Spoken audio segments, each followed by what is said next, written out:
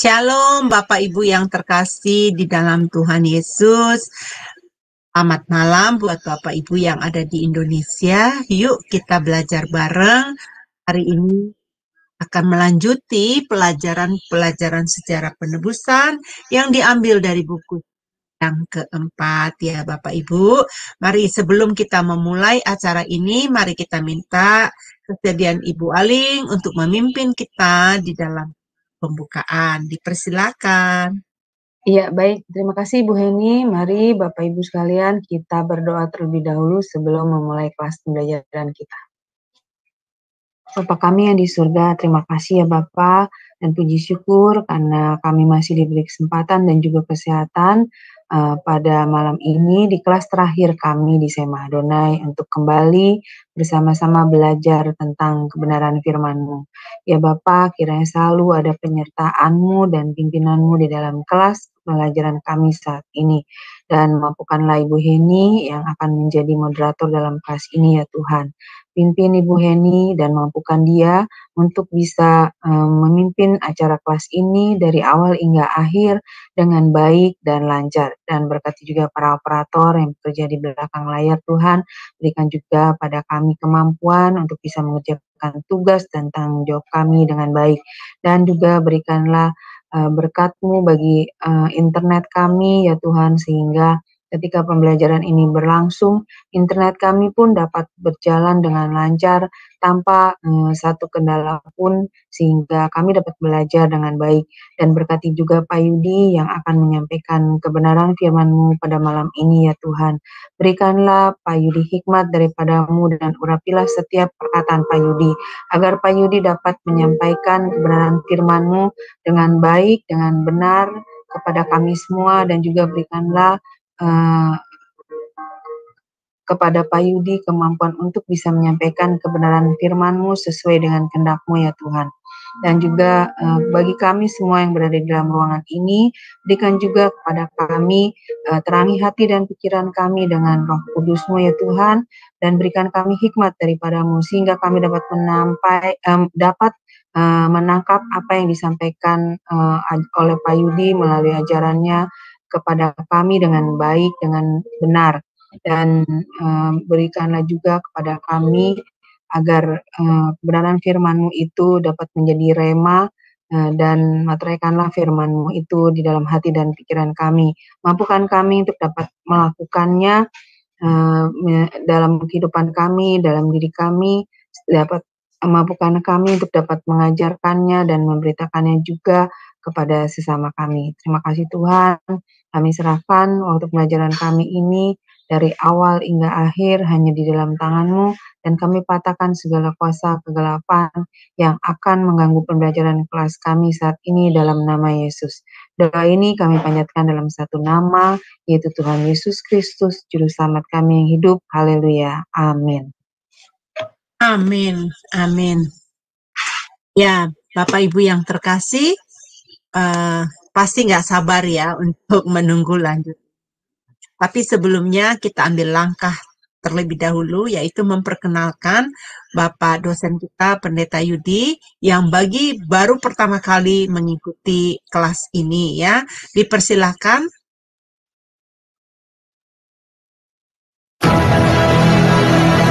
Shalom semua, berjumpa kembali dengan Sema Adonai. Dan pada kesempatan kali ini kita akan berkenalan dengan pembicara kita, yakni Bapak Pendeta Yudi M. Lengkong, dan berikut adalah profil singkat dari beliau. Nama lengkap Pendeta Yudi PM Lengkong, Eskom, MDiv MTH Demin.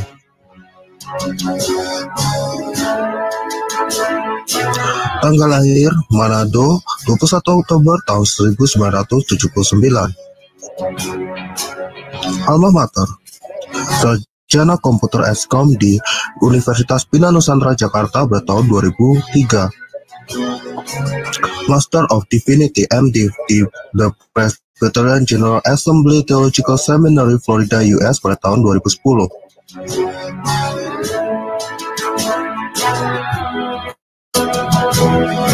Doctor of Ministry Demin di Barry Theological Seminary, Florida, US pada tahun 2015.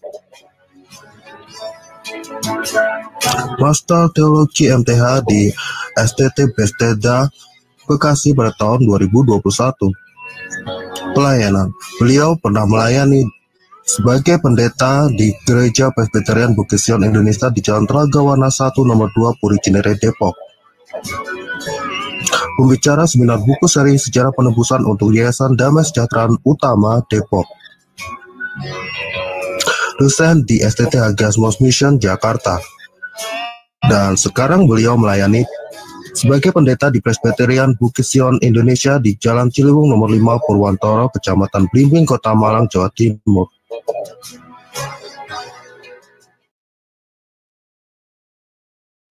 Ya, baik. Bapak Ibu yang terkasih di dalam Tuhan, demikian ya. Jadi jangan dikhawatirkan. Ini dosen kita luar biasa ya. Dia memahami benar buku sejarah penebusan sehingga dia gampang untuk menjelaskan kepada kita semuanya ya.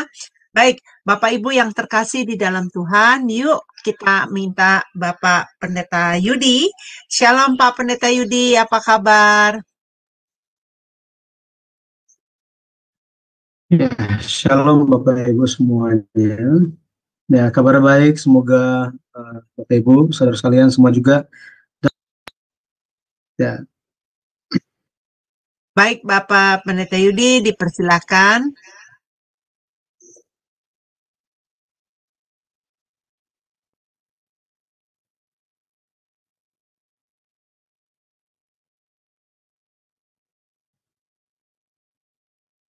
Ya, baik.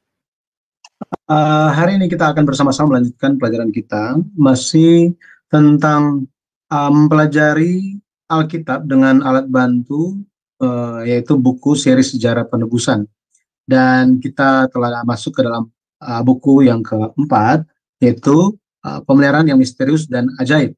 Nah, mengenai hal ini, kalau kita ingat kembali, kita telah memulai dengan mempelajari tentang raja-raja.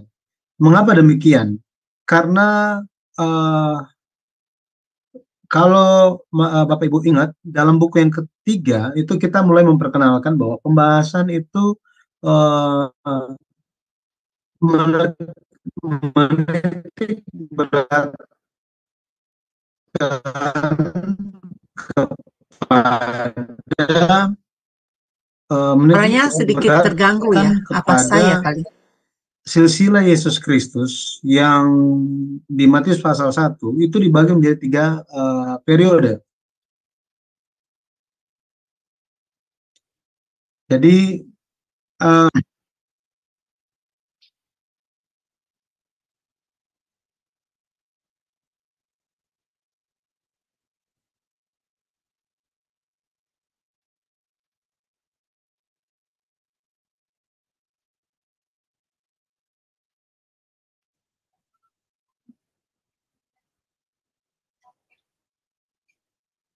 ya, bisa dengar suara saya? Ya, sudah Pak. Apakah bisa dengar suara saya? Ya, sekarang sudah, baru Pak. kembali Pak, tadi hilang Pak. Oke, ya. Jadi kita sedang mempelajari periode yang kedua. Periode kedua di dalam silsilah Yesus Kristus itu dimulai dari Raja Daud, ujungnya itu adalah penawanan ke Babel. Ya, itu kalau kita lihat di Matius 1 ayatnya yang ke-16 dan ayat yang ke-17, 16 dan 17. Sehingga ketika kita mempelajari raja-raja, ada banyak hal-hal yang dimunculkan oleh Pendeta Abraham Park ketika kita membahas mengenai raja-raja. Dan bukan hanya mengenai raja-raja yang tidak baik, tetapi mengenai raja-raja yang baik juga. Ya, mengenai raja-raja yang baik itu, kalau kita perhatikan, mereka dijelaskan dengan sangat detail bagaimana mereka itu memiliki kekurangan atau kesalahan, pernah melakukan kesalahan di dalam kehidupan mereka. Dan kita sudah lihat mengenai Asa, Yosafat, dan hari ini kita akan bicara mengenai Hizkia. Nah, secara khususnya tema hari ini adalah kondisi iman Hizkia dalam invasi kerajaan Asyur. Mungkin kalau kita perhatikan, ini menjadi tantangan bagi orang Kristen. Itu apa? Tantangan bagi orang Kristen, mereka tidak suka sejarah. Ini, tidak suka sejarah. Apalagi sejarah Alkitab. Itu kurang diminati. Itu adalah banyak anggapan bahwa itu adalah cerita lama. Tidak ada hubungannya dengan kita. Buat apa kita belajari tentang hal-hal yang lama? Harus yang sekarang, yang up-to-date. Nggak perlu yang lama-lama, yang baru aja. Yang harus realistis, yang ada hubungan yang dekat dengan kita. Makanya mereka menggunakan contoh-contoh yang apa ya, apa ya, kehidupan hari-hari. Ya, di dalam satu sisi itu memang menarik gitu ya, menarik. Akan tetapi tidak berarti kita boleh meninggalkan sejarah Alkitab. Ya, sejarah penebusan yang ada dalam Alkitab. Dan menganggapnya sebagai suatu cerita lama. Nah, kita telah mempelajari raja-raja ini, dan ternyata apa? Kita telah lihat bahwa Alkitab itu, firman Tuhan itu kekal, tetap sama. Itu sebabnya makna atau pesan yang sama itu masih diberikan atau masih valid bagi kita hari ini. Masih valid, ya. Hari ini, mari kita lihat mengenai kondisi iman Hizkia ketika invasi itu terjadi. Nah, kita akan melihat bersama-sama mengenai peristiwa ini. Baik, kita lihat lebih dulu 2 Raja-Raja 20 ayat yang ke-17. 2 Raja-Raja, kita lihat di 2 Raja-Raja 20 ayat yang ke-17. Di situ dikatakan, sesungguhnya suatu masa akan datang, bahwa segala yang ada dalam istanamu dan yang disimpan oleh nenek moyangmu sampai hari ini akan diangkut ke Babel. Tidak ada barang yang akan ditinggalkan. Demikianlah firman Tuhan. Ini merupakan nubuat.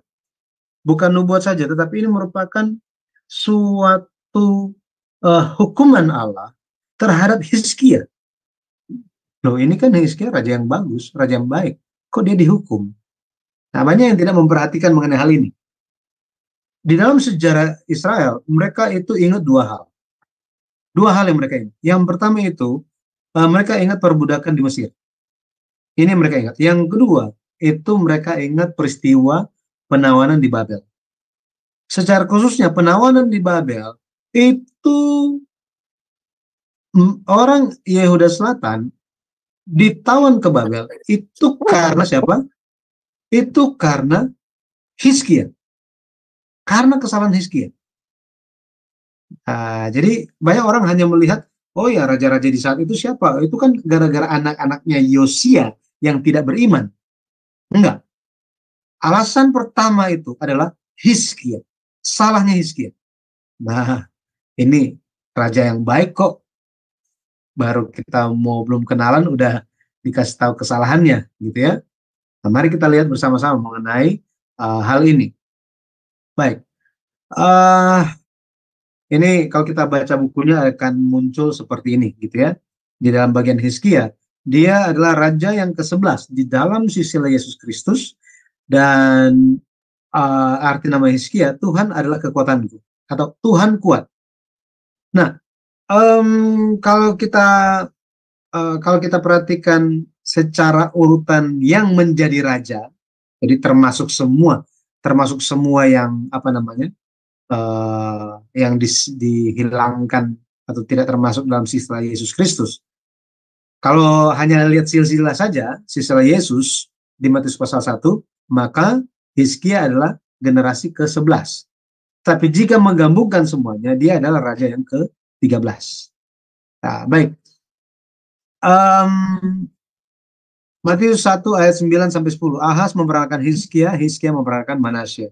Dan ini adalah tahun-tahun pemerintahannya. Ya, tahun-tahun pemerintahannya. Mari kita lebih memperhatikan tentang Hizkia. Ketika Hizkia berumur 11 tahun, dia sudah dijadikan sebagai raja perwalian. Ya, jadi kalau misalnya papanya terjadi sesuatu waktu perang, maka sudah ada raja pengganti. Itu waktu itu dia umur apa? 11 tahun. Ini 11 tahun. Tetapi setelah papanya mati, Ahaz ini mati, Hizkia, dia memerintah sendiri. Nggak memerintah bersama-sama dengan ayahnya. Dia sendirian memerintah. Waktu itu umurnya 25 tahun. Dia memerintah selama 29 tahun. Ini total semua ya, total semuanya. Nah, kalau kita lihat ya, mengenai hal ini. Nah, jadi kalau kita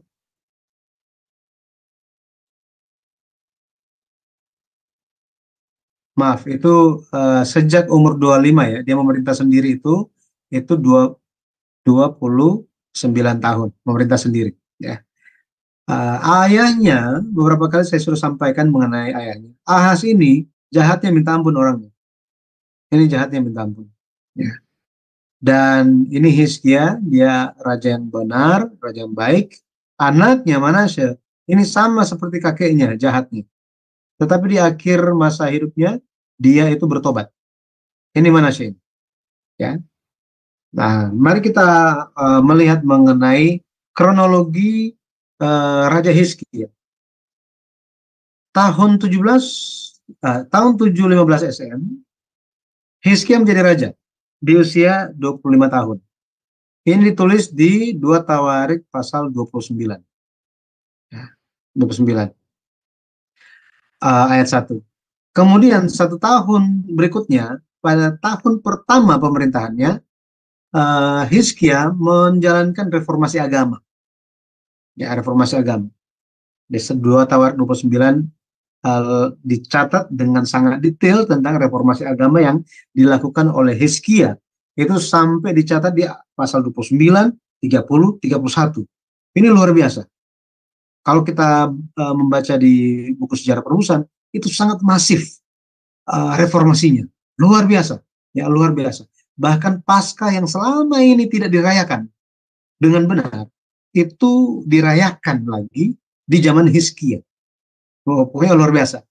Dan kita bisa lihat bahwa dalam sejak reformasi agamanya, maka Hizkia itu dia juga renovasi ya ini, renovasi bait suci Salomo. Dia lakukan renovasi bait suci Salomo. Tetapi setelah banyak waktu berlalu, setelah 13 tahun, pada tahun yang ke-14 ya, tahun ke-14 pemerintahannya, tahun 701 sebelum Masehi, 701 sebelum Masehi, setelah reformasi, saat dia berumur 39 tahun, dia divonis mati oleh Tuhan. Bayangkan, padahal dia baru saja menjalankan reformasi agama.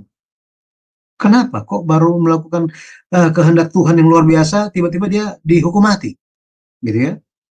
Siap-siap Hizkia, sebentar lagi kamu akan mati, pamitan aja kepada keluarga. Nah, kalau kita perhatikan, Hizkia bertobat dan umurnya diperpanjang 15 tahun.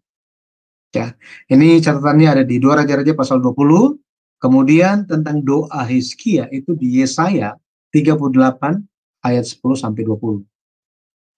Setelah dia itu sembuh dari sakit, jadi setelah dia sembuh dari sakit, setelah dia bertobat, setelah dia diperpanjang umurnya selama 15 tahun, apa yang terjadi? Datanglah utusan Babel.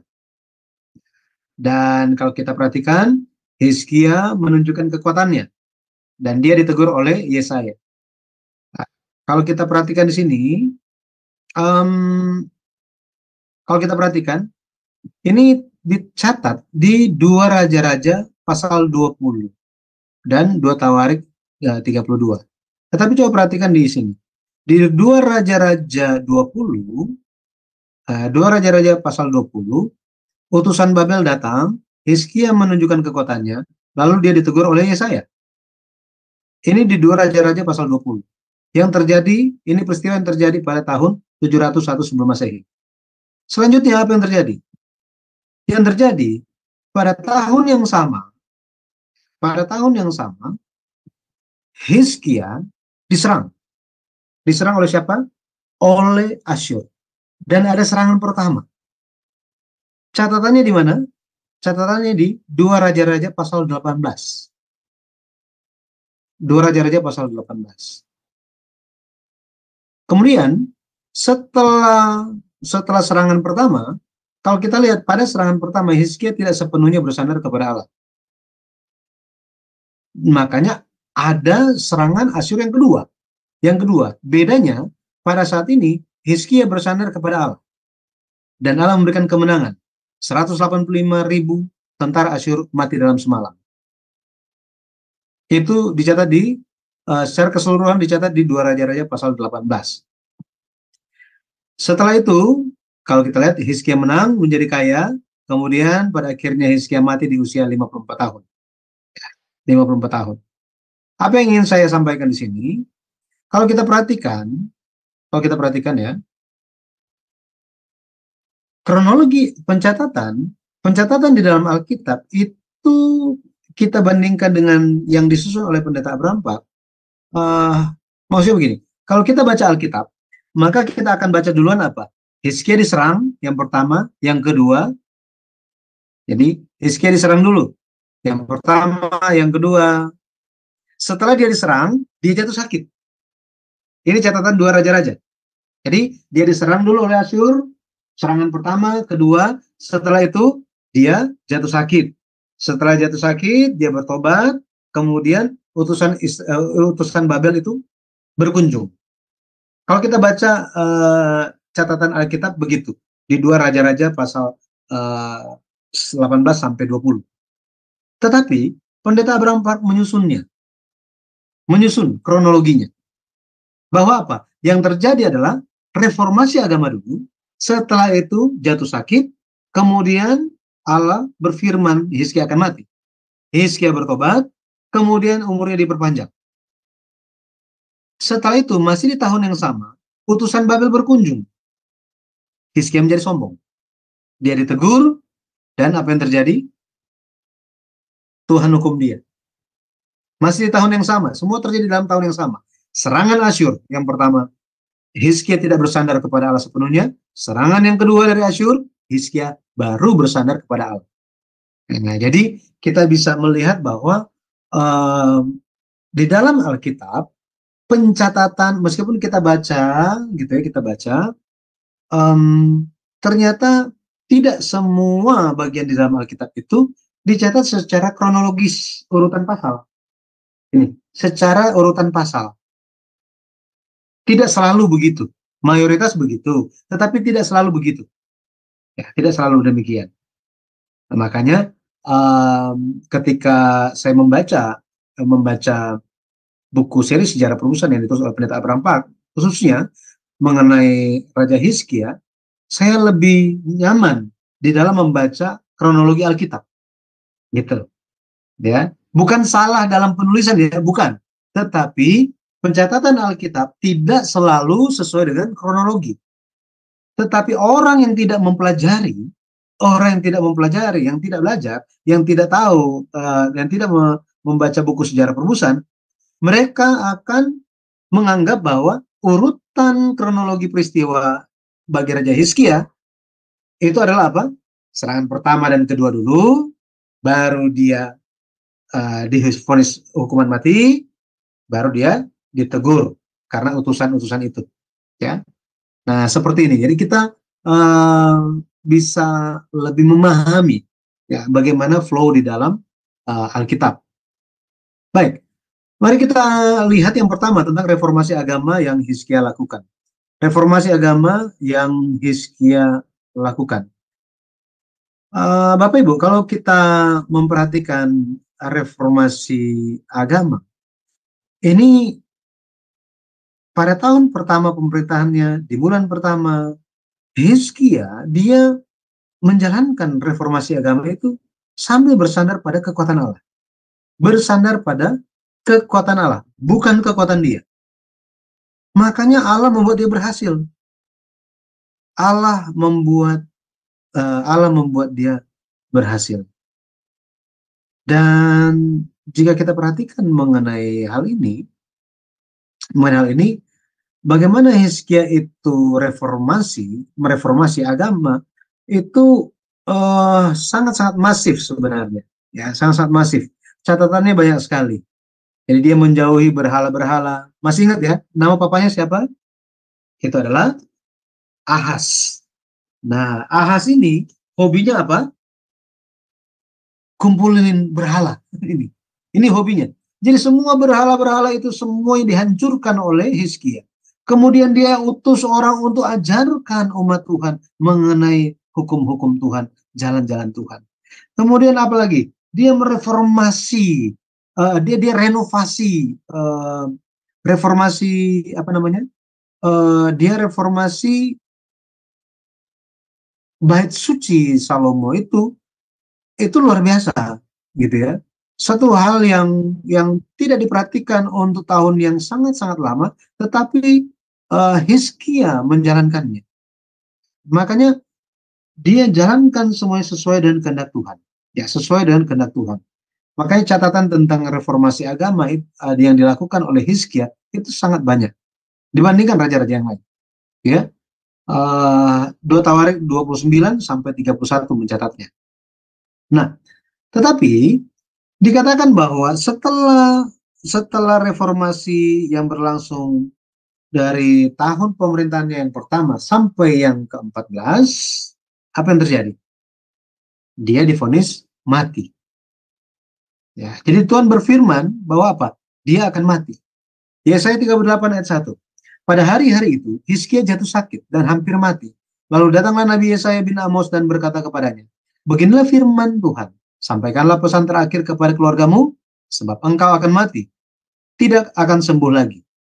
Nah, di sini ada ungkapan pada hari-hari itu.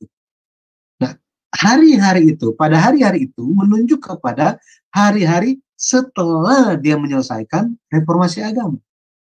Reformasi agama.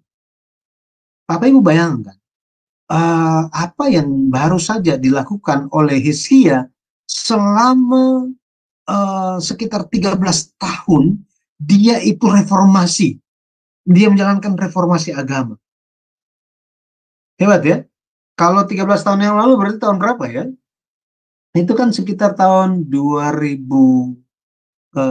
berapa? 2011 ya? Benar ya? Atau ya 2011 ya? Nah, kita bisa bayangkan sejak tahun 2011 sampai 2024 kita menjalankan kehidupan iman yang luar biasa, pelayanan ke sana sini, bahkan gereja yang tidak diperhatikan selama sekitar 244 tahun. Karena sejak Bait Suci dibangun, ya selesai dibangun di tahun 959 sampai Hizkia jadi raja di tahun 1715 SM, tidak ada yang memperhatikan. Tidak ada yang memperhatikan Bait Suci. Tetapi Hizkia memperhatikan Bait Suci yang diterlantarkan selama 244 tahun. Bukankah itu sangat hebat? Itu hebat sekali. Bukankah Tuhan tahu mengenai hal itu? Tetapi setelah Hizkia melakukan hal yang berkenan kepada Allah, Allah nyatakan dia akan mati. Kenapa demikian? Nah, ada dua alasan. Yang pertama, Tuhan ingin Hizkia lebih bersandar kepada Tuhan. Yang kedua, Tuhan ingin memberkati Hizkia dan memberikan berkat kesembuhan secara ajaib. Ya, berkat kesembuhan secara ajaib.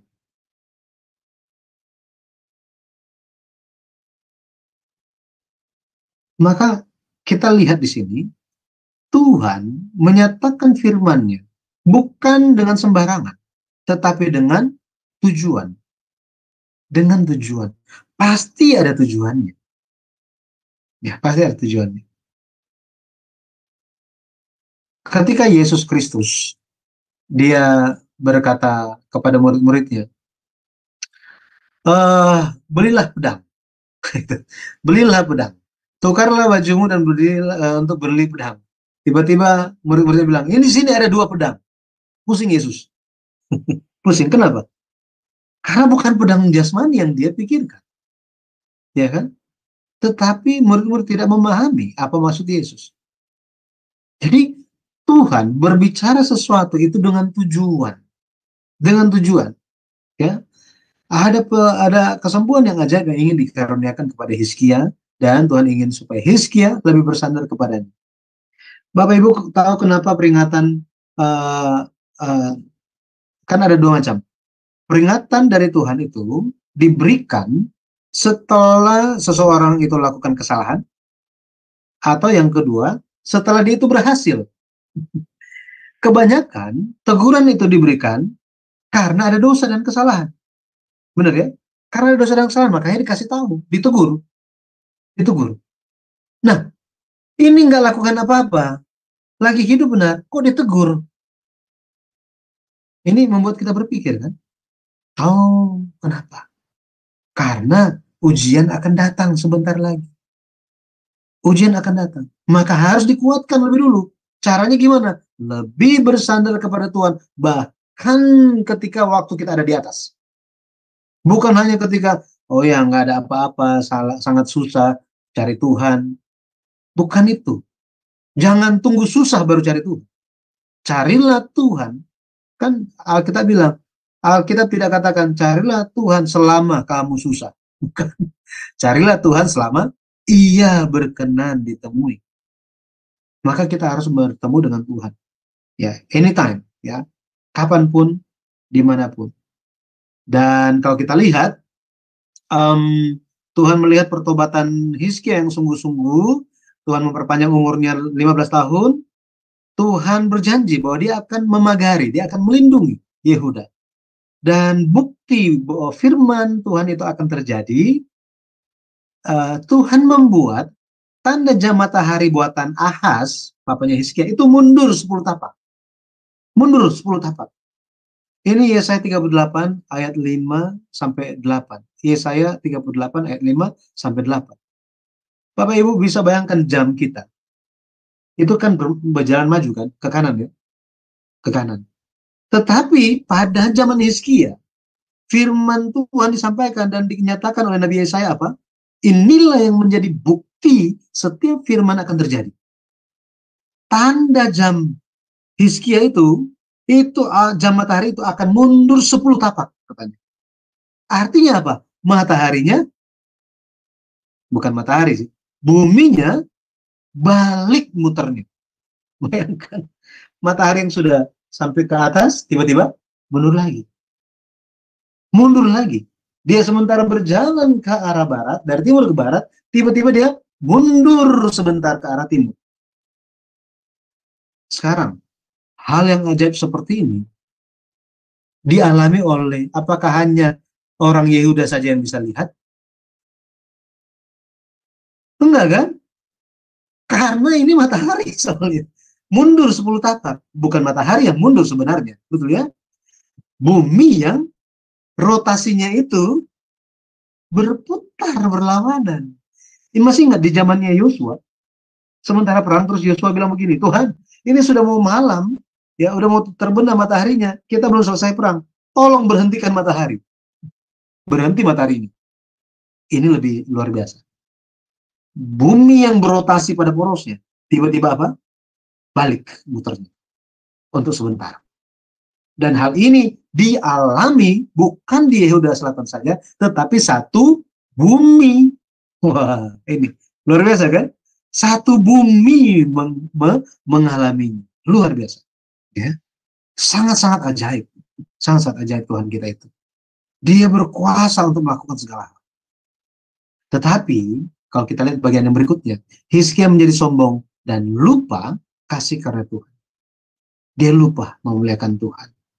Ya, jadi pada akhirnya datang utusan Raja Babel. Ya, masih ingat ya Raja Babel?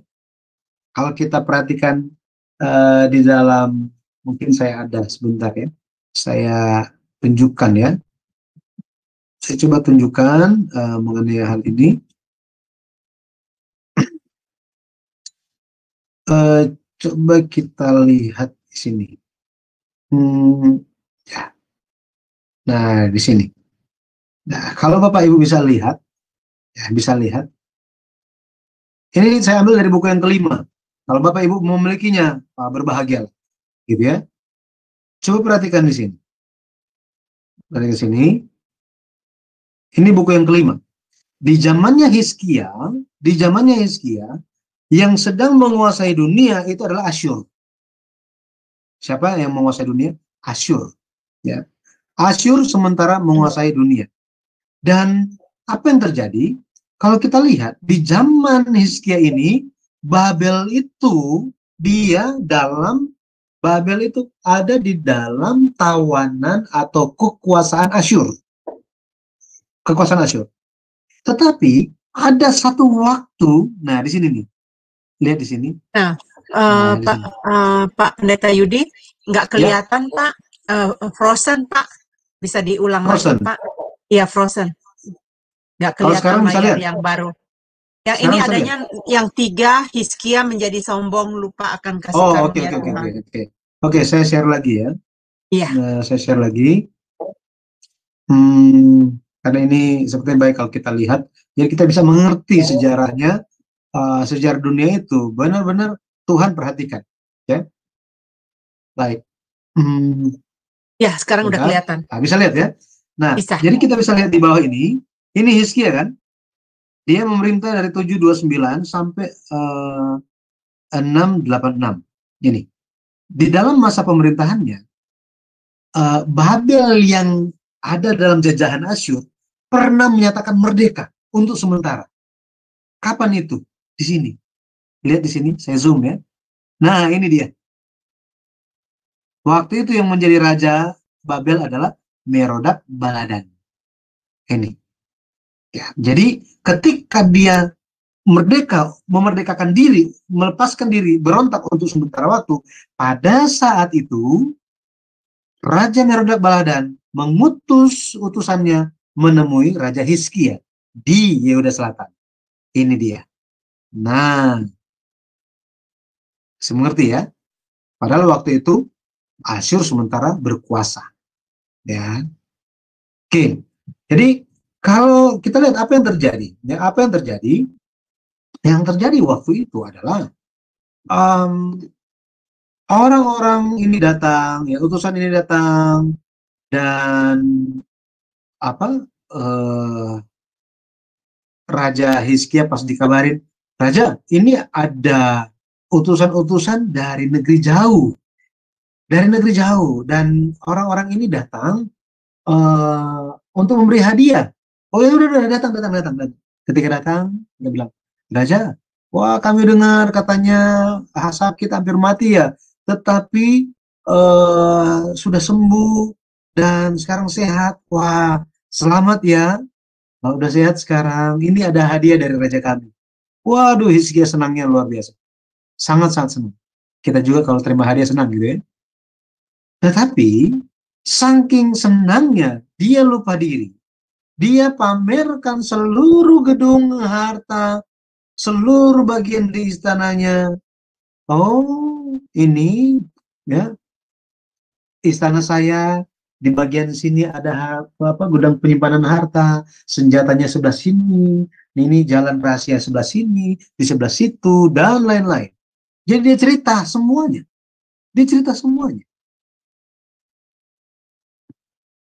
Pada akhirnya di kemudian hari, ya 115 tahun setelah Hizkia memamerkan kekuatannya, pada tahun 586 sebelum Masehi, Babel menyerang Yehuda dan menghancurkan mereka. Gara-gara apa? Gara-gara dulu Hizkia tidak hidup seperti arti nama. Arti nama Hizkia, Tuhan adalah kekuatan. Tetapi ketika utusan-utusan itu datang, hatinya menjadi gembira, lupa Tuhan. Dia bilang apa? Akulah yang kuat, bukan Tuhan lagi. Ya. Sikap perbuatan dia yang menunjukkan hal itu. Pada akhirnya kalau kita lihat, ya, Hizkia menjadi angkuh, Tuhan meninggikan Asyur, dan pada akhirnya akan menyerang Yehuda. Ya, kita baca dulu 2 Raja-Raja 20 ayat 12. Pada waktu itu Merodak Baladan bin Baladan, Raja Babel, menyuruh orang membawa surat dan pemberian kepada Hizkia, sebab telah didengarnya bahwa Hizkia sakit tadinya. Jadi sakit kan? Nah, kita baca ayat 13. Hizkia bersuka cita atas kedatangan mereka, lalu diperlihatkannnya lah kepada mereka segenap gedung harta bendanya, emas dan perak, rempah-rempah dan minyak yang berharga, gedung persenjataannya dan segala yang terdapat dalam perbendaharanya. Tidak ada barang yang tidak diperlihatkan Hizkia kepada mereka di istananya dan di seluruh daerah kekuasaannya. Dari sini, kalau kita lihat, setelah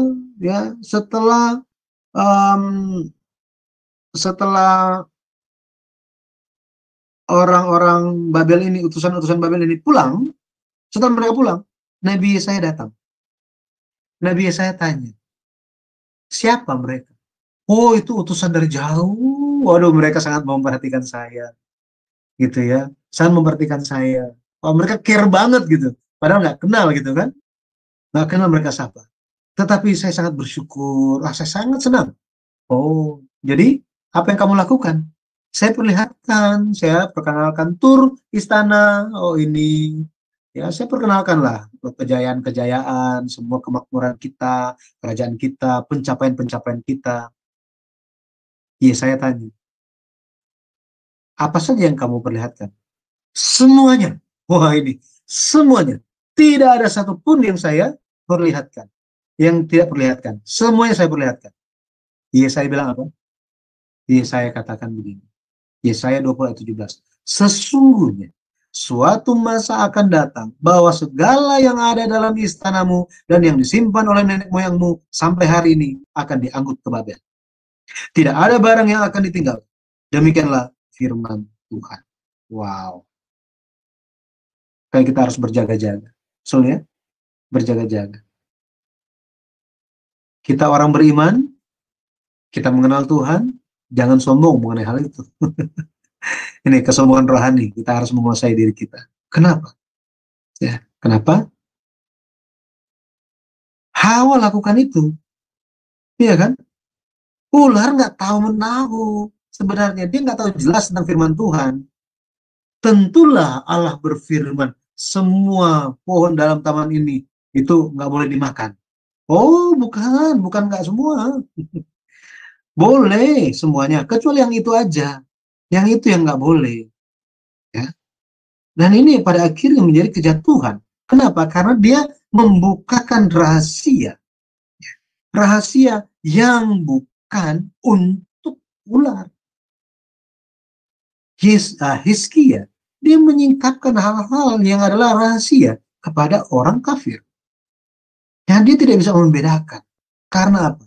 Karena hatinya telah naik tinggi gara-gara puji-pujian. Wah, ini nih. Makanya kita harus berjaga-jaga. Ya. 2 Raja-Raja 20 ayat 17 merupakan nubuat kejatuhan Yehuda. Kejatuhan Yehuda. Sebagai hukumannya. Hukuman dari Tuhan itu apa? Penyerangan Asyur yang pertama. Apa yang terjadi waktu itu? Jadi setelah Yesaya menegur Hizkia bilang apa? Ya, nggak apa-apa lah, gitu. Dia nggak begitu peduli tentang nubuatan ini, hukuman ini. Ya begitu peduli. Bayangkan seseorang yang melakukan banyak sekali pekerjaan Tuhan, tetapi dia jatuh setelah dipuji-puji. Gitu ya. Sangat bermanfaat bagi kita untuk berjaga-jaga. Berjaga-jaga. Nah, penyerangan pertama Raja Asyur. Coba kita lihat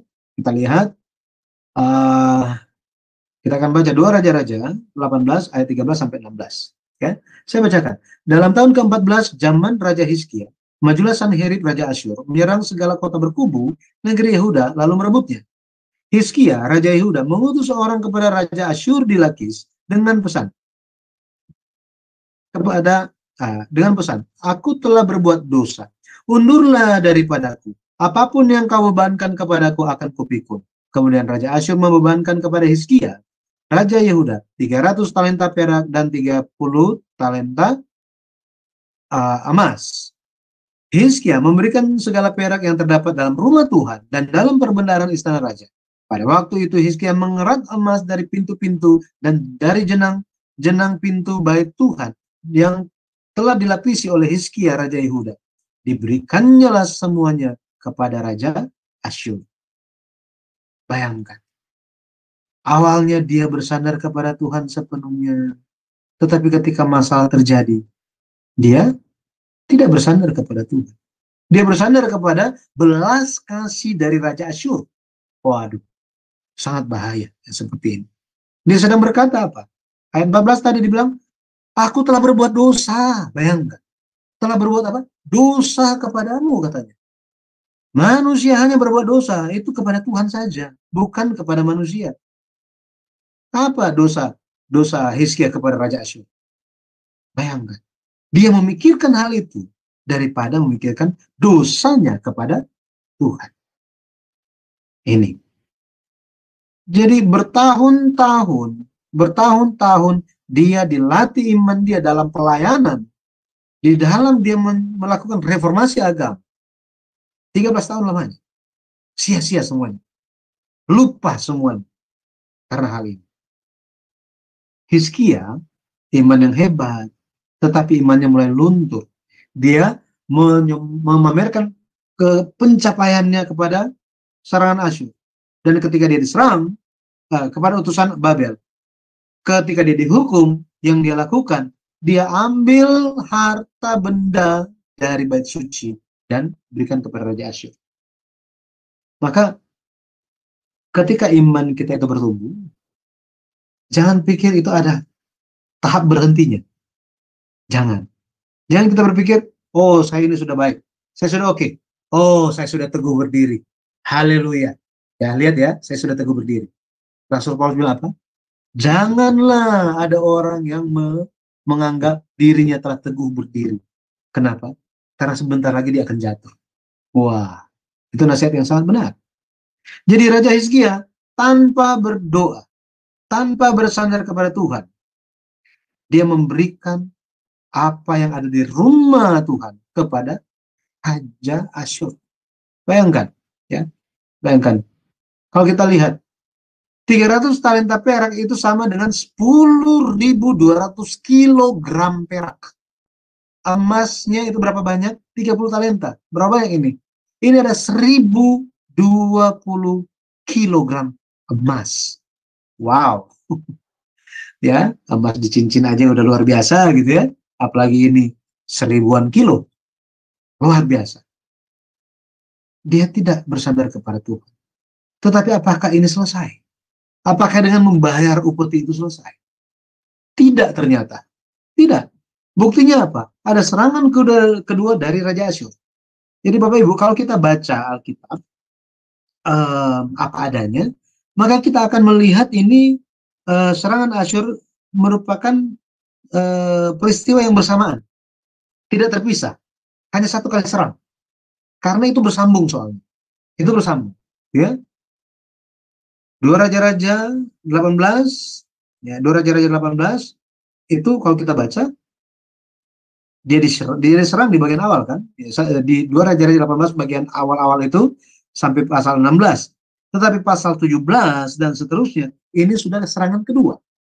Tetapi dalam serangan yang kedua ini, invasi yang kedua ini, kalau kita lihat, ya, kalau kita lihat ada waktu yang terjadi, ya, ada waktu yang terjadi. Setelah penyerangan yang pertama itu, Hizkia dia melakukan pembangunan yang luar biasa. Ya, dia lakukan pembangunan yang luar biasa. Dia bangun tembok-tembok, benteng itu, benteng istana, benteng kota. Kemudian dia menenangkan atau dia menyemangati hati rakyat. Ini yang dia lakukan. Ya, ini yang dilakukan. Coba kita lihat ayatnya ya. 2 Tawarik 32 ayat 6 sampai 8. Saya baca. Ia mengangkat panglima-panglima perang yang mengepalai rakyat, menyuruh mereka berkumpul kepadanya di halaman pintu gerbang kota dan menenangkan, kata menenangkan sini menyemangati hati mereka dengan kata-kata. Kuatkanlah dan teguhkanlah hatimu, janganlah takut dan terkejut terhadap Raja Asyur serta seluruh laskar yang menyertainya. Karena yang menyertai kita lebih banyak daripada yang menyertai dia. Yang menyertai dia adalah tangan manusia, tetapi yang menyertai kita adalah Tuhan Allah kita, yang membantu kita dan melakukan peperangan kita. Oleh kata-kata Hizkia Raja Yehuda itu, rakyat mendapat kepercayaannya kembali. Nah, kita lihat di sini, ada perubahan yang terjadi. Betul ya? Perubahan dari seorang siapa? Hizkia. Yang tadinya dia bersandar kepada manusia, kepada Raja Asyur. Ya. Bersandar kepada belas kasih Raja Asyur. belas kasihan Raja Asyur, sekarang dia bersandar kepada Tuhan. Nah, waktu ini apa yang terjadi? Apa yang terjadi? Kalau kita lihat ada utusan Asyur menentang Tuhan dan Hizkia. Ya, dia mencela, menghujat Tuhan Allah Israel. Ini ayat-ayatnya ada. Ya, nanti Bapak Ibu bisa baca. Ya. Mereka bilang apa? Ada surat dibilang begini. Sebagaimana para Allah bangsa-bangsa dari negeri lain tidak dapat melepaskan, ini ayat, saya baca ayat yang ke-17 aja ya. Sebagaimana para Allah bangsa-bangsa segala negeri lain tidak dapat melepaskan bangsanya dari tanganku. Gitu ya. Bahwa apa? Bahwa Tuhan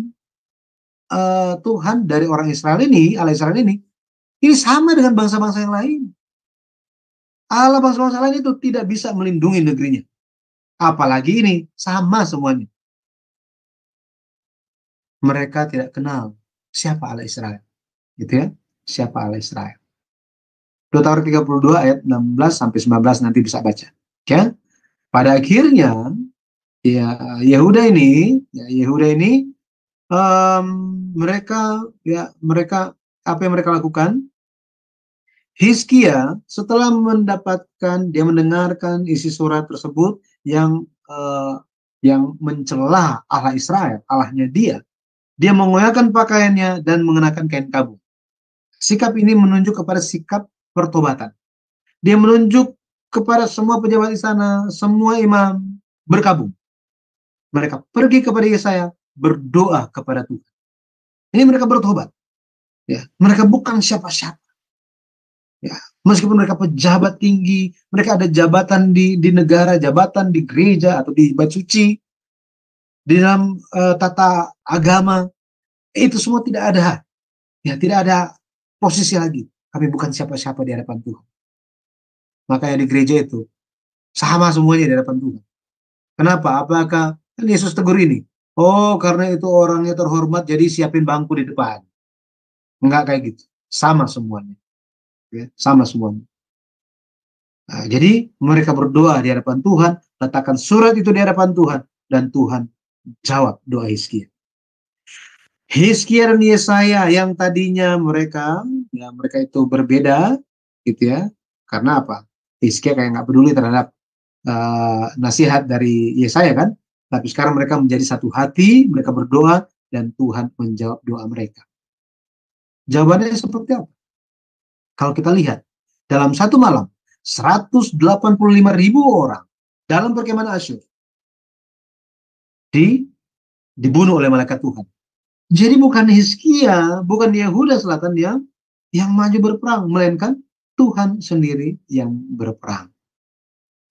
Nah, jadi lewat peristiwa ini, saya percaya ini mengajarkan kepada kita banyak hal. Ya, banyak hal.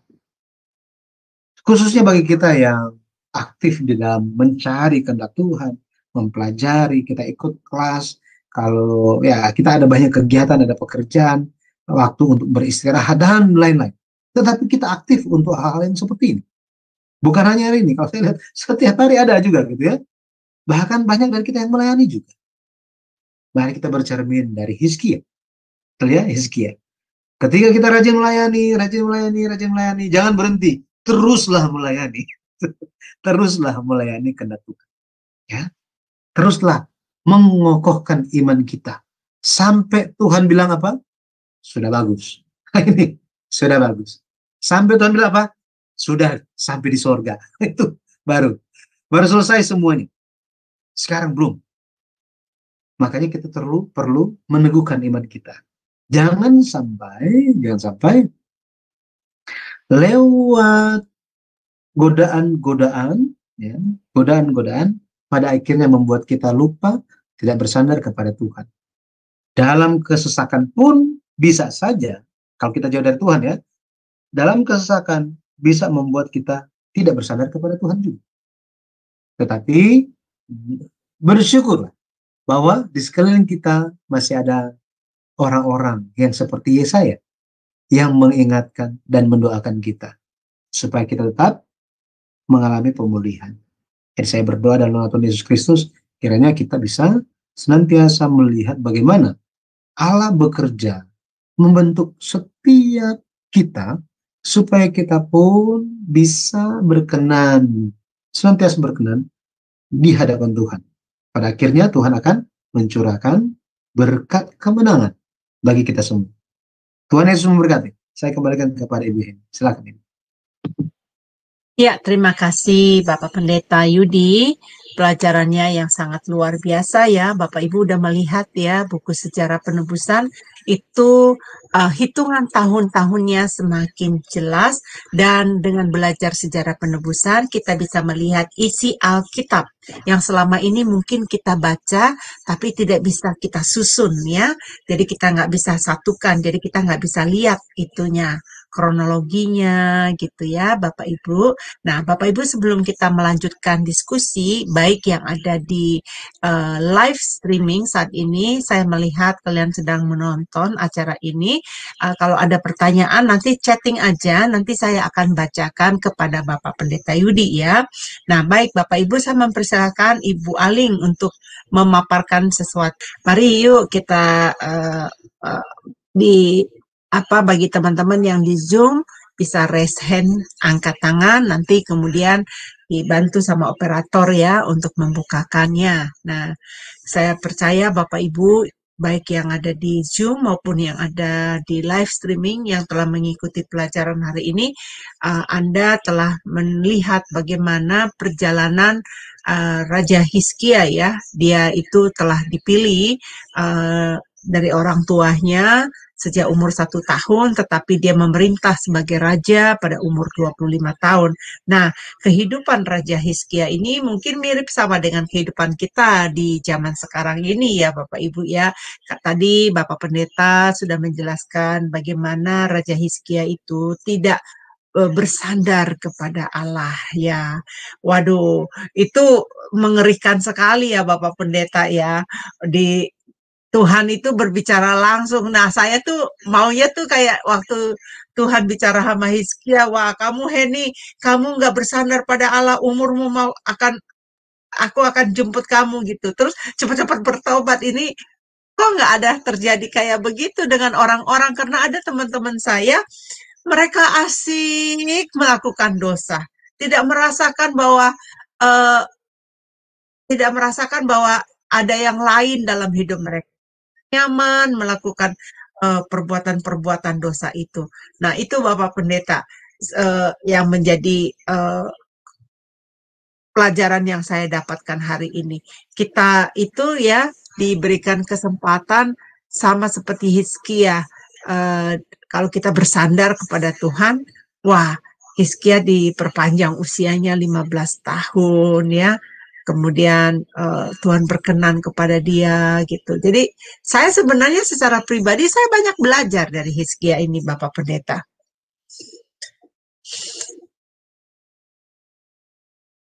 Ya, memang mengenai Hizkia banyak kita dengar itu yang bagus-bagus gitu.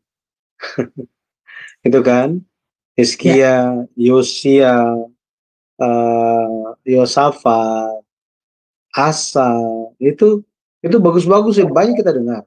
Tetapi Alkitab tidak menutup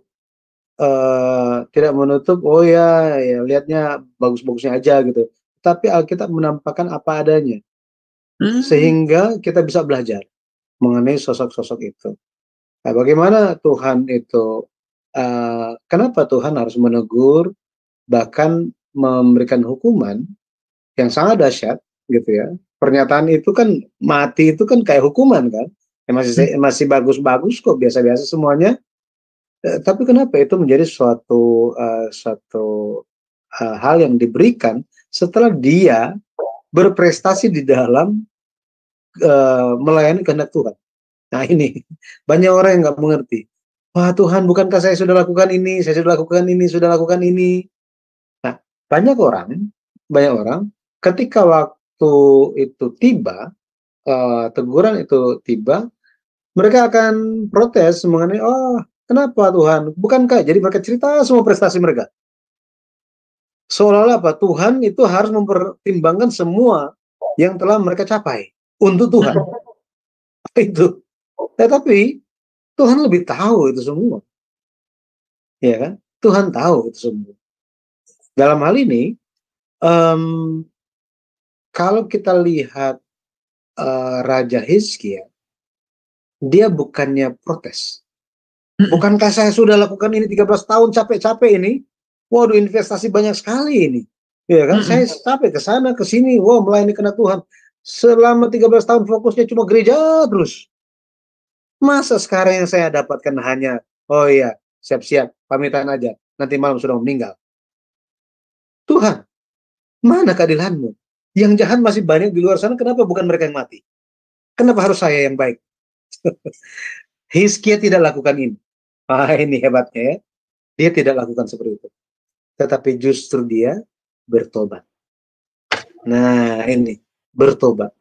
Loh, mau bertobat kenapa? Bukankah dia baru saja memperlihatkan rupa iman yang luar biasa? Mau bertobat apanya? Tapi ternyata Hizkia bisa bertobat di dalam segala prestasi iman dia. Dia bisa bertobat. Kalau hari ini kita disuruh untuk bertobat, mungkin ada banyak yang akan berpikir, bertobat apa? Saya kayaknya nggak pernah omongin orang. Saya pelayanan ya biasa-biasa saja. Yang lumayan aktif juga. Gitu ya. Tetapi Hizkia dia bertobat. Dia membayangkan, dia bilang apa? Saya ini tidak bisa mendengar Tuhan lagi. Tidak bisa lihat dan ini. Waduh, kalau baca doanya Hizkia yang ditulis di kitab Yesaya, nanti Bapak Ibu bisa bisa merasakan seperti apa ya perasaan dia ketika menghadapi vonis yang demikian.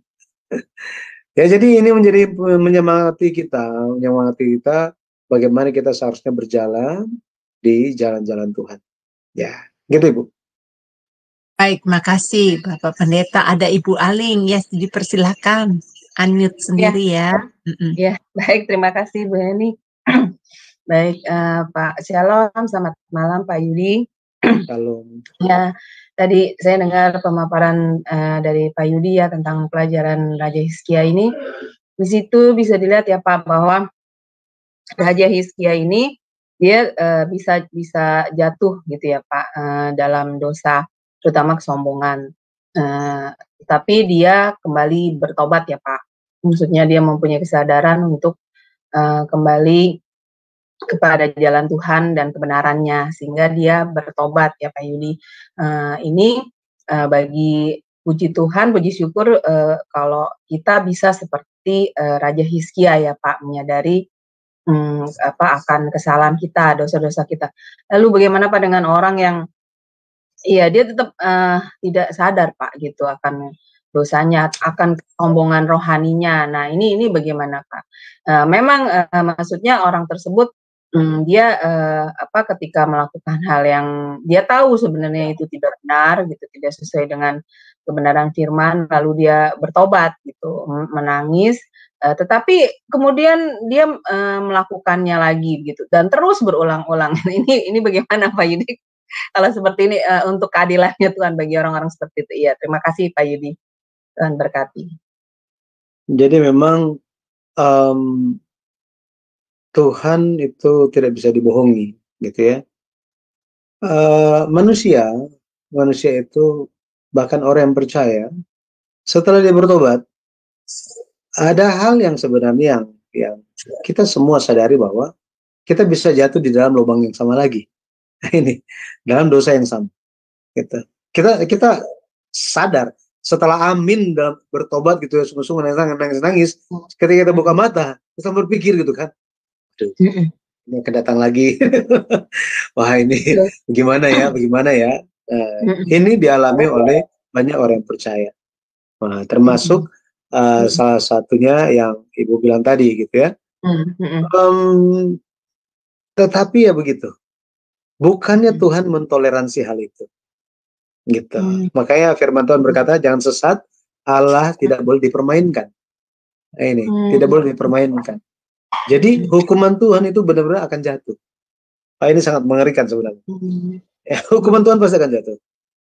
Itu sebabnya ketika hukuman Tuhan itu jatuh, lebih baik ketika bertobat. Masalahnya kita nggak tahu kapan hukuman itu diberikan. Betul, Pak Bayangkan Yudi. ketika kita tidak bertobat, terus hukuman itu dijatuhkan, selesai udah, betul ya? Selesai Betul. semua. Makanya lewat doa kita, lewat sharing kita yang mengandung nasihat, takut akan Tuhan itu memang perlu dimiliki. Sekarang ini takut akan Tuhan itu ditinggalkan. Banyak ditinggalkan oleh orang Kristen. Takut akan Tuhan, itu bukan zamannya lagi. Di perjanjian baru mana ada takut akan Tuhan? Gak ada. Tuhan itu gak perlu ditakut-takutin. Aduh, mengerikan Tuhan itu. Aduh, Tuhan takut. Oh enggak, Tuhan itu gak menakutkan. Yesus itu merangkul kita. Haleluya. Benar, Pak. Itu dosa itu. Banyak yang lupa. Tuhan Yesus itu Tuhan yang sama di perjanjian lama. Betul. Tuhan yang sama. Maka takut akan Tuhan. Takut akan Tuhan.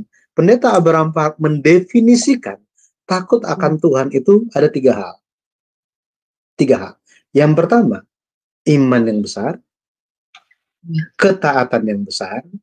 Setelah itu, sukacita yang besar. Jadi, ketika kita katakan kita takut akan Tuhan, berarti kita percaya Allah ada dan Allah melihat. Kita Wahyu katakan bahwa ada 7 roh dan ada apa? 7 mata. Bayangkan 7 mata. Iya, Pak. Dikatakan, Alkitab katakan 7 mata itu kan mengerikan. Orang kalau gambar itu, kalau gambar itu kan mata ada di mana-mana. Buka sini ada 7 gitu matanya. Apakah itu yang dimaksud? Bukan. Angka 7 menunjuk kepada sempurna. Mata menunjuk kepada melihat, mengetahui. Jadi mengetahui, melihat dengan sempurna. Siapa yang bisa lakukan itu? Roh yang sempurna. 7 roh itu. Roh yang sempurna. Siapa itu? Itulah Tuhan kita saja. Mata Tuhan mengelilingi dunia. Tidak ada yang tersembunyi. Jadi kita perlu memiliki iman yang takut akan Tuhan. Artinya apa? Iman yang besar, iman yang mengakui bahwa saat ini pun Tuhan ada. Saat saya bersukacita, saat saya di gereja, Tuhan ada, melihat dan memperhatikan. Saat saya sedang berdosa gimana? Sama semuanya. Gitu ya? Sama. Kemudian harus ada apa? Harus ada ketaatan yang besar. Tanpa ketaatan, itu tidaklah takut akan Tuhan. Oh, saya percaya Tuhan. Aku percaya Tuhan. Oh ya, percaya. Aku percaya. Nggak pernah taat. Itu dusta. Benar kan? Itu dusta. Bukan takut akan Tuhan itu. Iman. Percaya akan Tuhan. Taat kepada Tuhan. Tapi kalau terpaksa, bukan dengan sukacita, itu bukan takut akan Tuhan. Jadi harus memiliki iman yang teguh, memenuhi diri kita dengan iman yang penuh sesuai dengan kedewasaan Kristus. Kemudian kita harus ada ketaatan yang penuh. Ini harus dilatih. Harus dilatih. Kita semua, saya juga sama. Dan harus ada sukacita di dalam menjalankan kehidupan iman kita lewat perbuatan iman. Maka ada takut akan Tuhan. Nah, ini yang perlu disadari oleh yang kita lihat oleh kita dan juga orang-orang yang kita lihat kok dia begitu terus gitu. Nah, ini perlu disampaikan. Dengan demikian akan lebih baik. Ya, lebih baik. Tuhan, Roh Kuduslah yang bekerja, bukan kemampuan kita. Makanya perlu untuk orang seperti Yesaya. Tanpa orang seperti Yesaya, orang seperti Hizkia akan gone gitu ya, akan pergi. Perlu ibu seperti Ibu Aling untuk temannya ini. Iya, betul. Mendoakannya untuk sharing kepadanya. Ini tugas saya kita. sudah ya, terima kasih Pak Yudi untuk pencerahannya. Saya sudah melakukannya, Pak, menegur teman saya itu dengan perkataan firman dan saya berharap dan juga berdoa untuk dia, semoga dia sadar ya Pak ya akan sikapnya itu yang apa namanya, saya melihat dia sebenarnya mengetahui perbuatannya yang tidak benar, dia menyadari, tetapi sepertinya pertobatannya hanya Senin Kemis gitu loh, maksudnya sekilas gitu. Jadi habis itu lupa lagi lalu dilakukan lagi. Nah, padahal dari pengajaran hari ini saya bisa melihat bahwa Tuhan itu punya 7 mata, tetapi dia juga bisa melihat ke dalam hati kita.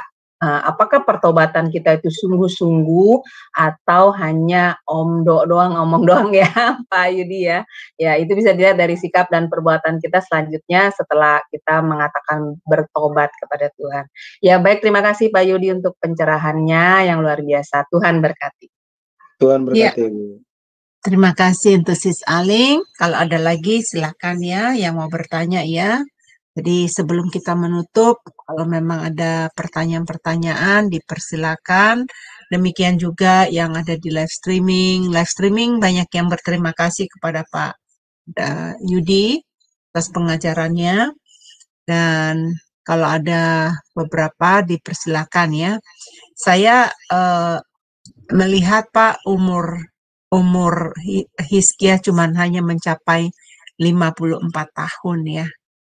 Jadi sebenarnya Tuhan tuh kalau itu mau saja memberikan dia umur panjang ya dengan dia melakukan semua apa yang menjadi keinginan Tuhan dalam hidup dia. Jadi Hizkia itu memang ada purpose ya, ada kehendak Tuhan atas hidup dia ya Pak ya untuk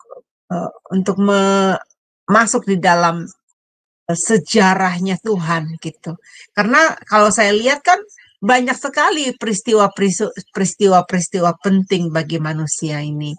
Seperti saya ya pada hari kelahiran saya itu kan satu histori sejarah dalam kehidupan saya ya Pak Pendeta Yudi juga. Tapi kenapa nggak masuk dalam Alkitab gitu kan?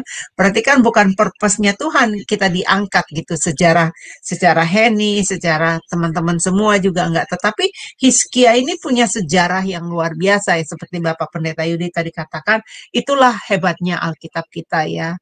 Apa yang baik, apa yang buruk, itu dituliskan di dalam Alkitab sebagai buat kita untuk mempelajari di masa sekarang ini. Jadi kita jangan mengikuti jejak-jejak yang salah ya. Nah saya teringat tuh Pak Pendeta Yudi kalau nggak salah di kitab Ibrani ya itu Tuhan itu kan Bapa kita ya.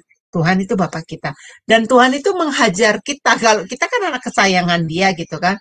Tujuan Tuhan menghajar kita itu kan untuk supaya kita sadar gitu loh. Supaya kita kembali ke jalan dia ya. Supaya kita mengikuti apa yang kehendak Tuhan di dalam hidup kita gitu. Nah ini banyak loh Bapak Pendeta Yudi ini saya melihat di zaman era now ya. Nggak tahu tuh apa yang fans sekarang tuh mengatakan zaman apa itu namanya saya lupa. Itu anak-anak generasi muda, bahkan orang-orang tua sendiri dengan mengikuti zaman ini akhirnya tuh bisa melupakan gitu. Jadi tidak mementingkan apa yang mereka harus lakukan. Jadi seperti contoh di dalam ada teman saya, Abu Heni, saya susah ngikutin Jum Sema Adonai, belajarnya susah banget. Tapi kalau yang ada Bapak yang dia ikutin itu Bu, itu pelajaran nggak teologi ya Bu, itu yang diajarkan pengalaman hidup dia, yang diajarkan itu mengenai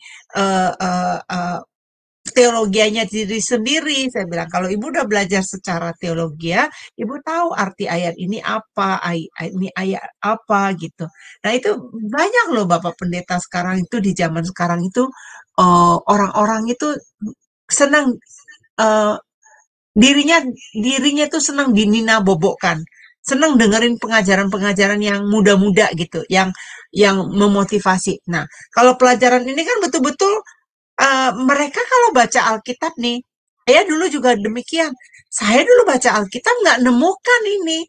Tapi melalui pengajaran sejarah penebusan, seperti saya masuk ke dalam Alkitab itu bisa melihat gitu loh, angka-angkanya, tahun-tahunnya, setelah disusun oleh Bapak Pendeta Abraham Pak ya, senior pendeta dari sejarah penebusan, setelah disusun baru kita bisa tahu. Nah, tapi kalau orang-orang umum, coba deh teman-teman yang ada yang mendengarkan sekarang di live streaming juga, udah baca Alkitab udah berapa kali tuh baca Alkitab dari Perjanjian Lama sampai Perjanjian Baru, nemukan nggak mengenai hitungan-hitungan tadi terperinci mengenai sejarah? Enggak bisa menemukan. Jadi harus ada bantuan. Jadi itu ya Bapak Pendeta Yudi ya, yang saya rasakan di dalam sejarah penebusan itu, uh, uh, saya bisa menemukan gitu loh, sehingga saya menemukan diri saya di dalam, wah, saya juga pernah melakukan kesalahan seperti yang dilakukan Hizkia ini, ya kayak membangkang gitu ya, jadi nggak menurut sama Tuhan.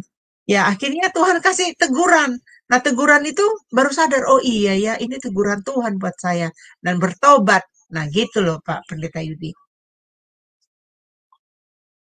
Jadi memang nasihat dari Rasul Paulus kepada Timotius itu adalah dia harus berhati-hati mengenai ajaran, ya, mengenai ajaran. Dan salah satu nasihat yang diberikan adalah begini, akan tiba satu masa orang-orang akan menerima ajaran yang tidak sehat, ajaran yang hanya mengelitik telinganya. Nah, ini mengelitik telinganya. Jadi bahasa Indonesia ditulis sebagai memuaskan keinginan telinganya. Jadi apa yang dia mau dengar, dia datang hanya untuk mendengar apa yang dia mau dengar. Bukan apa yang Tuhan mau, tetapi apa yang dia mau dengar. Kalau bukan seperti apa yang dia mau, dia akan tinggalkan. Dia akan pergi. Nah, banyak orang hanya akan mencari dan mendengarkan ajaran-ajaran yang tidak sehat. Ajaran-ajaran tidak sehat. Nah, mungkin yang bisa kita rapikan begini. Bagi penulis kitab Ibrani itu berbicara di Ibrani pasal 5. Ibrani pasal 5 ayat yang ke-12 dan selanjutnya, penulis kitab Ibrani bilang begini.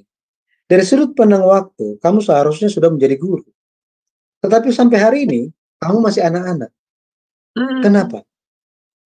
Kenapa masih anak-anak?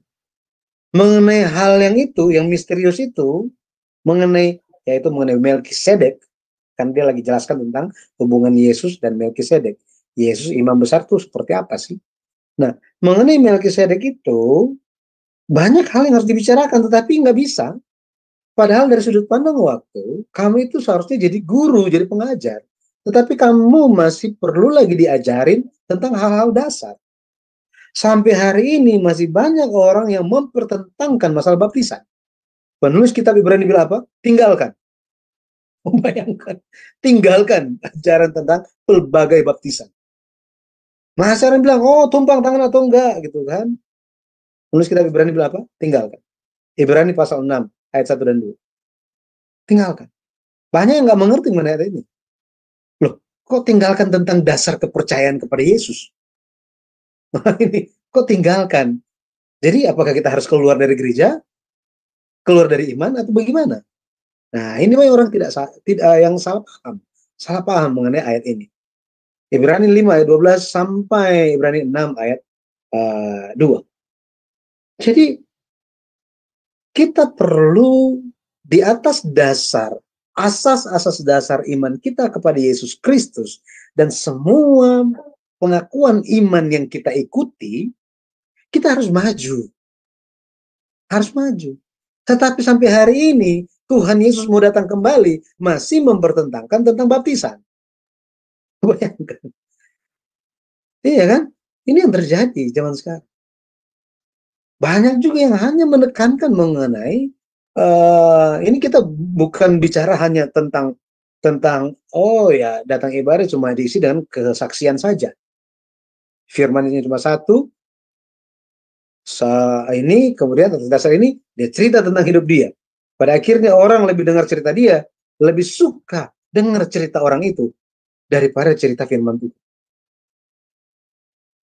Tuhan akan izinkan ini terjadi. Kita berharap, oh Tuhan, tolong jangan biarkan ini, biar hanya kami terima firman Tuhan, kami yang haus Tuhan. Enggak. Akan tiba waktunya, Tuhan akan izinkan semua orang tersesat. Wah, pernah baca ayat ini? Penyesatan itu akan terjadi. Dan banyak orang akan tersesat. Terus Tuhan ngapain? Tuhan biarkan mereka tersesat. Wah, makanya kita harus berjaga-jaga.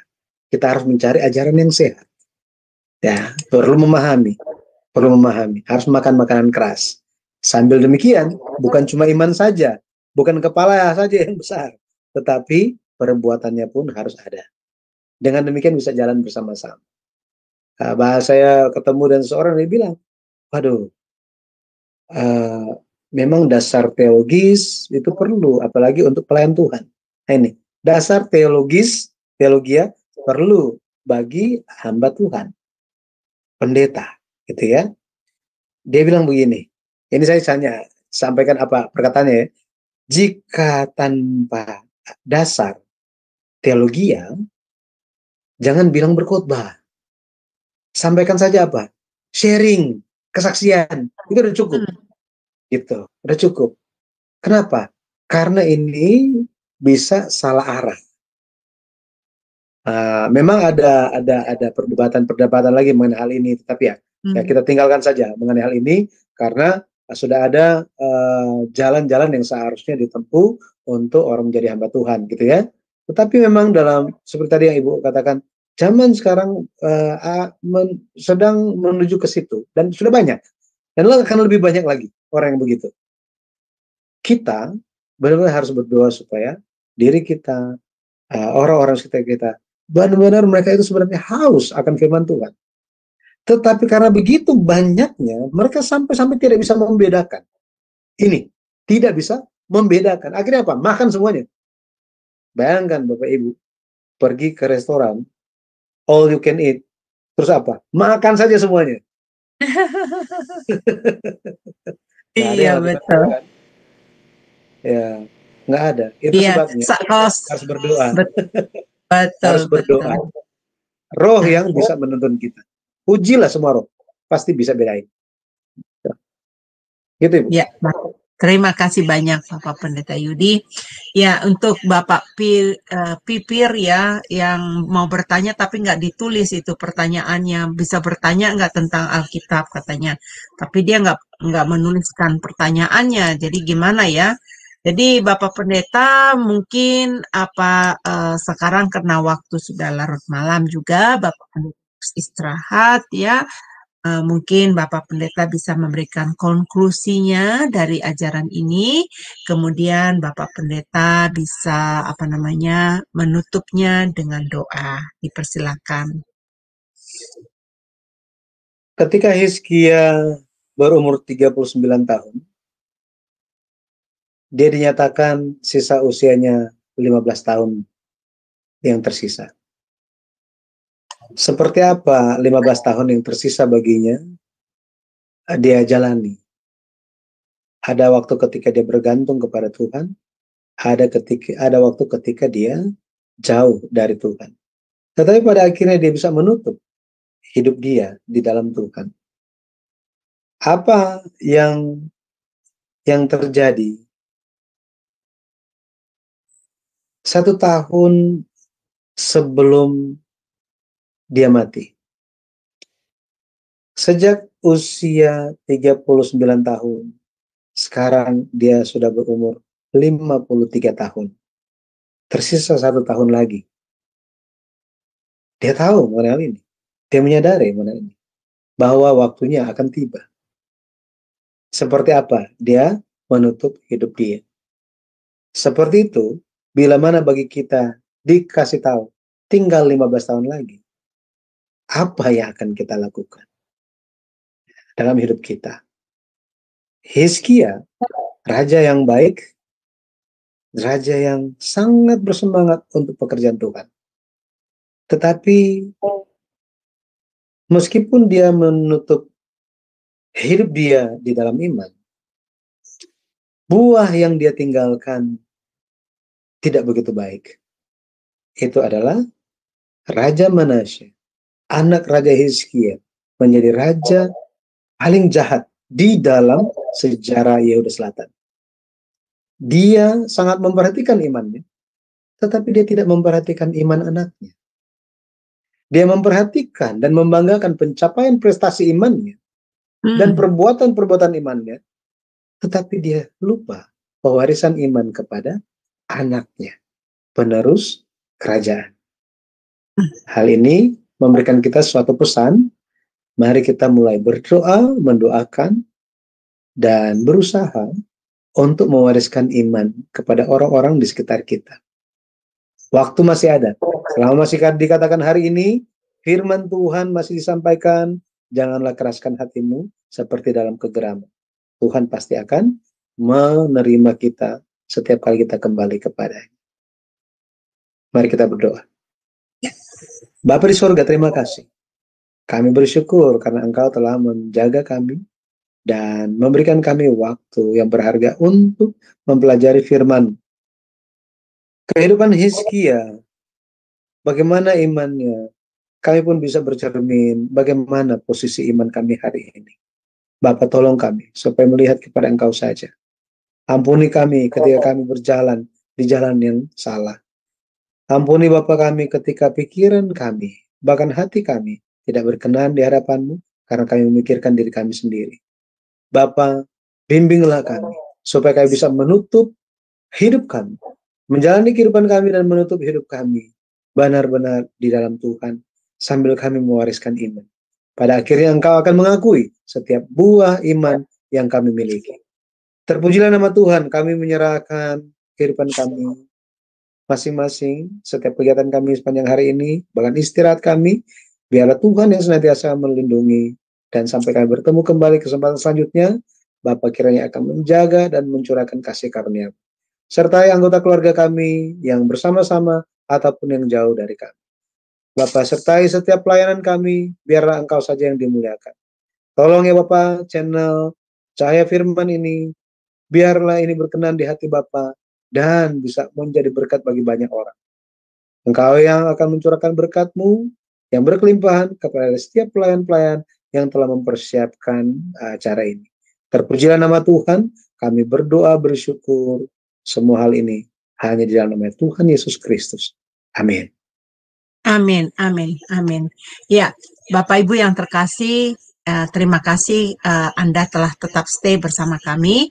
Pertanyaan dari Bapak Pipir itu mungkin minggu depan kalau Anda bersama kami lagi kembali di hari Jumat minggu depan, tanyakan kembali ya Pak ya, karena waktunya sudah selesai dan pertemuan minggu depan adalah pertemuan yang ke-8. Kita akan belajar mengenai kekosongan 5 tahun pemerintahan Raja Ahaz ya. Dan kita akan mempelajari itu minggu depan di waktu yang sama di hari Jumat. Nah, hari ini kita sudah belajar, baiklah kita belajar dari Hizkia ya yang tidak melawan dan tidak menentang Tuhan ya. Kalau kita terus-menerus ya tidak mengikuti perintah Tuhan, berakibat fatal, tragis seperti yang dialami Hizkia, dan tentunya kita tidak mau karena semua kita beriman kepada Tuhan, tentunya kita mau masuk dalam kerajaan sorga. Betul nggak Bapak Ibu? Pasti mau ya. Baik Bapak Ibu yang terkasih, sampai ketemu minggu depan. Tuhan Yesus ya memberkati kita semua.